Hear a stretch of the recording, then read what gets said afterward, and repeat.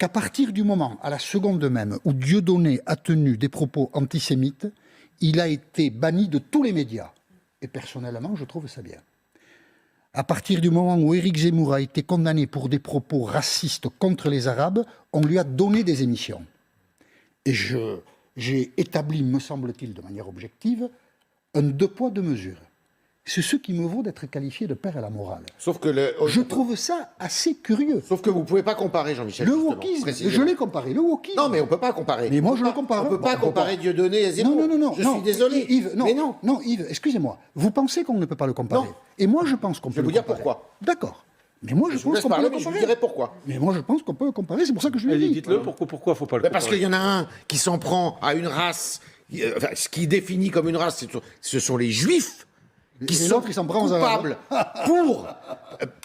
de par leur origine, leur race, alors que Zemmour, c'est jamais ce qu'il a dit. Il ne s'en prend pas aux Arabes parce que vous rigolez ou quoi? Arabes. Il a été condamné. Hein. Il s'en prend aux Arabes parce qu'il dit que ce sont des voleurs. Ça n'a rien à voir. Qui sont des voleurs? Les Arabes. Les Arabes sont des voleurs? C'est ce qu'il dit. C'est pour ça qu'il a été condamné. Zemmour? Oui. Écoutez, Zemmour... Si, c'est pour ça qu'il a été condamné. Donc, si vous dites... Je comprends pas bien, là. Enfin, si vous dites, les Juifs... les Juifs sont des voleurs. Je suis condamné. Et si je dis les Arabes sont des voleurs, j'ai des émissions de télé. Sauf que Dieudonné... Non, mais vous êtes un peu court. Dieudonné n'a jamais dit que les Juifs étaient des voleurs. Dieudonné fait vibrer l'antisémitisme. Il dit, vous êtes Juifs, donc vous êtes... détestable. D'accord. C'est pas ce que dit du tout Zemmour. Les phrases écrites par Jean Jaurès sur les Juifs, elles sont à vomir. À vomir. Si on s'amuse à décontextualiser, mais il n'y a plus personne n'est acceptable. On ne peut pas comparer Michel Leb et ça. Même Charles de Gaulle, Colombel et deux mosquées. Mais on peut faire de la pédagogie. Colombel et deux mosquées, Charles de Gaulle. On supprime la place Charles de Gaulle à Paris. Charles de Gaulle à la Baule, on la supprime. Vous savez comment je suis rentré dans le wokisme à propos du colonialisme? Et notamment parce que c'est uniquement cela qui me soucie, qui me travaille. Je vois arriver mars 2022 avec effroi. J'y suis rentré en me posant la question suivante un jour au hasard des lectures que j'ai faites. J'ai beaucoup lu sur le XVIIIe siècle. J'ai beaucoup lu. Et je me suis posé un jour la question suivante. Comment la Corse est-elle devenue française et pourquoi l'est-elle restée? Comment l'Algérie est-elle devenue française et pourquoi ne l'est-elle pas restée?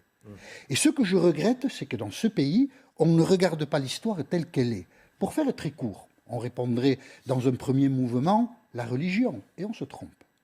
La Corse, nous avons laissé les paysans corses cultiver leurs terres et nous avons intégré les enfants de ces paysans dans l'appareil d'État. L'Algérie, nous y avons été voler la terre, bien avant Jules Ferry. Vous mélangez tout. Bien avant Jules Ferry. Non, mais c'est dans le débat quand même. Alger, la conquête, c'est 1830.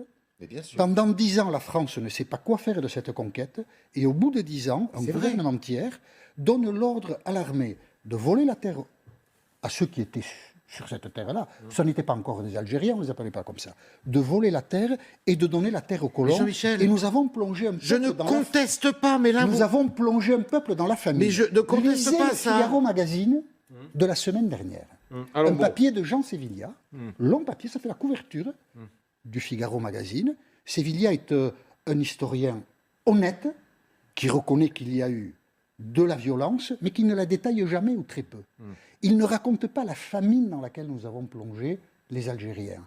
Il ne raconte pas le fait que la France, mission civilisatrice, mais on se marre, que la France a scolarisé pendant 5 générations entre 10 et 15% d'enfants musulmans. C'est-à-dire que 90% ont été plongés dans l'analphabétisme. Et personne ne sait autour de cette table ce qui s'est passé le 27 août 1955 à Philippeville. Le FLN a commis des attentats, l'armée française, les autorités françaises sur place, Philippeville dans l'Orléanais, et les colons ont enfermé 4000 personnes au stade de Philippeville, 26 août 1955, 4000 personnes, oui, mais... un tri a été fait, sur quelle base, personne ne sait, et on a passé les 2000 restants à la mitraillette.